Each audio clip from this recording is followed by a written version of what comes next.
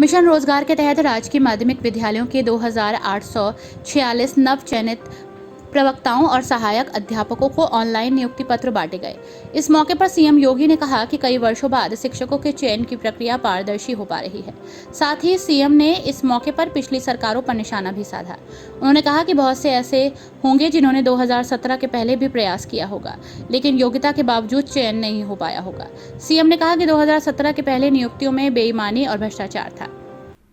आपने देखा होगा, आप में से बहुत सारे अभ्यर्थी ऐसे रहे होंगे जिन्होंने अपनी किस्मत को 2017 के पहले तमाम प्रकार की प्रतियोगी परीक्षाओं के साथ आजमाने का प्रयास किया होगा, लेकिन योग्यता होने के बावजूद आपको निराशा मिली होगी, क्योंकि तब पारदर्शी व्यवस्था नहीं थी, ईमानदारी का अभाव था।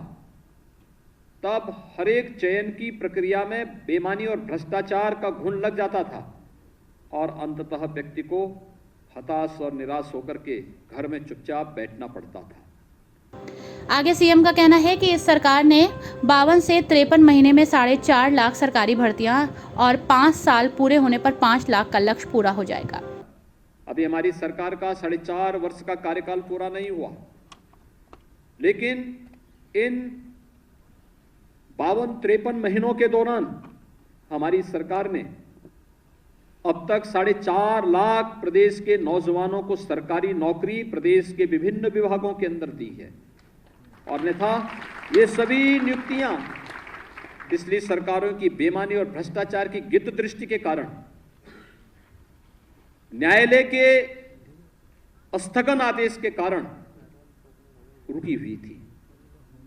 सीएम योगी का कहना है कि पिछली सरकारों की मंशा ही नहीं थी कि प्रदेश के युवा को अपने घर क्षेत्र में ही रोजगार मिले, इसलिए रोजगार के लिए युवा को पलायन करना पड़ता था।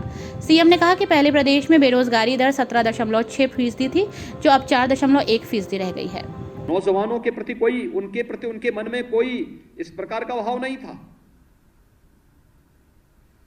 प्रदेश के अंदर नौजवान को रोजगार मिले, नौकरी मिले, प्रदेश के अंदर अपने ही गांव में, अपने ही घर में, अपने ही जनपद में, अपने ही प्रदेश में नौजवान नौकरी और रोजगार प्राप्त कर ले, ये सरकार की, पिछली सरकारों की मंशा ही नहीं थी। और वही कारण था प्रदेश का नौजवान प्रदेश से पलायन करने के लिए मजबूर होता था, और निराश और हताश था।